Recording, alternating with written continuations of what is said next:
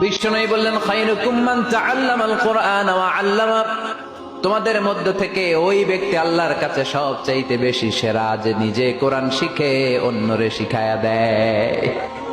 আপনি কোরআন শিখলে আপনি সেরা, আবার আপনি যদি শিখায়া দেন তবেও আপনি সেরা।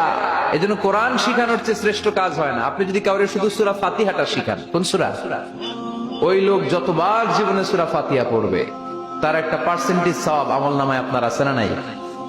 আবার ওই লোক যদি কাউরে এই সূরা ফাতিহাটা শিখায়, আবার যারে শিখালে এ যদি আবার আরেকজনরে শিখায়, এভাবে যত জনকে শিখাবে প্রত্যেকের সওয়াব থেকে একটা পার্সেন্টেজ সওয়াব আপনার আমলনামায় দিয়ে দিবে কে?